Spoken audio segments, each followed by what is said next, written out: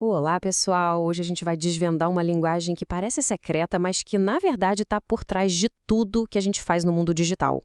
Já parou para pensar como é que os aplicativos lembram de cada coisinha? Pois é, a resposta está aqui. Bora mergulhar nisso? Pensem um pouquinho nisso. Sabe aquela compra online? Aquele post numa rede social, o perfil que a gente cria num app novo?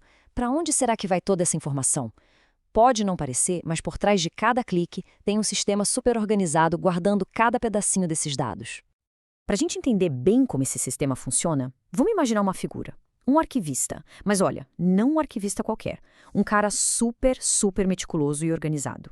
Esse arquivista é o nosso banco de dados.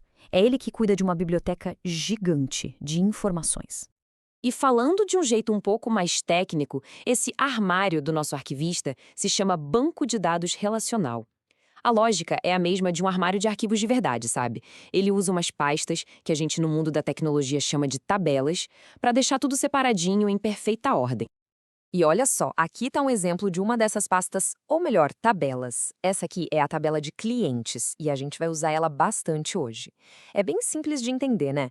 Cada linha é um cliente diferente e cada coluna é uma informação específica sobre ele. O ID, o nome, o e-mail, a cidade, tudo super organizado. Beleza, então a gente tem o nosso arquivista super eficiente. Mas como é que a gente fala com ele? Não dá para chegar e pedir as coisas em português. A gente precisa de uma linguagem especial, uma que ele entenda na hora. E essa linguagem é o famoso SQL. A sigla significa Structured Query Language, ou, em bom português, linguagem de consulta estruturada. É tipo o idioma universal dos bancos de dados. É claro que, assim como qualquer idioma, tem seus sotaques, né? Tipo Postgre, MySQL, mas a base é a mesma. Aprender SQL é basicamente aprender a dar ordens bem claras para o nosso arquivista. Tá, mas o que exatamente a gente pode pedir para ele? Na prática, são 4 coisas principais. É tão comum que tem até uma sigla para isso: CRUD. É C de criar, com o comando insert, R de ler, que em inglês é read, com o select, U de atualizar, o update, e D de deletar, com o delete. Com esses 4 pedidos, a gente faz, nossa, praticamente tudo.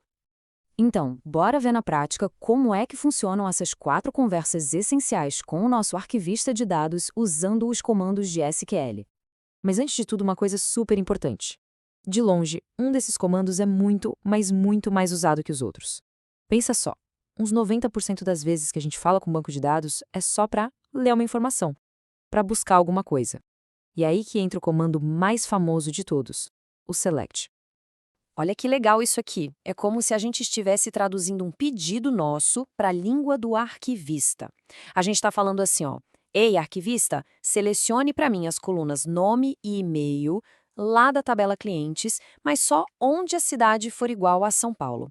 É um pedido bem específico, é um filtro, né? E tá aí a resposta. O nosso arquivista foi lá na gaveta de clientes, olhou ficha por ficha e trouxe exatamente o que a gente pediu. Só o nome e o e-mail de quem corresponde à nossa condição. Rápido e preciso. Fala a verdade. Ok, vamos para a segunda operação. Criar um registro novo. É aqui que entra o insert.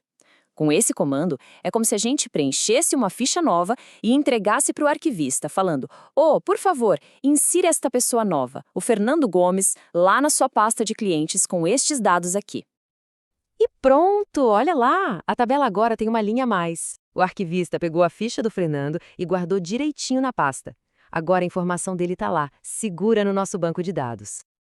Mas e se alguma informação mudar? A Ana trocou de e-mail, por exemplo. Aí a gente usa o update. Olha o pedido que a gente faz. Arquivista, por favor, atualize a tabela de clientes. Mude o e-mail para este endereço novo, mas só onde o ID for o número 1. Viu como é específico? A gente tem que ser bem preciso. E aqui dá para ver o resultado certinho. O e-mail antigo da Ana Silva já era. Foi trocado pelo novo. A alteração aconteceu exatamente onde a gente mandou, porque fomos bem específicos usando o ID dela. Agora, um momento de atenção, pessoal. Isso é muito, mas muito importante. Essa partezinha do comando where, ela não é opcional no update, ela é vital. Sabe por quê? Se a gente esquecer de colocar where, o arquivista vai entender que é para mudar o e-mail de todo mundo. Imagina o caos, seria um desastre completo. Então a regra de ouro é, usou o update, tem que usar where. E para fechar os 4 comandos, o delete. Esse é bem direto ao ponto. É a ordem para apagar um registro. A gente está falando, encontre a ficha do Bruno Costa e pode remover, para sempre.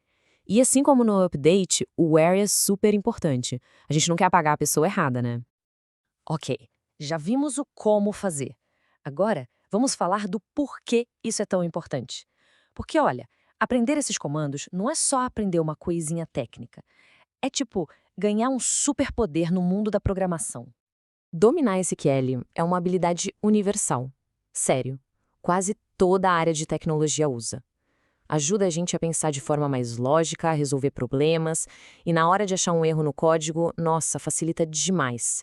Sem falar que abre um monte de portas na carreira, sabe? De programação back-end até ciência de dados. E o mais legal é que o básico, como a gente viu, não é um bicho de 7 cabeças. No fim das contas, a grande mensagem é esta: SQL é a língua que os dados falam. Ponto. Para quem quer construir qualquer software que precisa guardar informações, não é uma coisa legal de saber.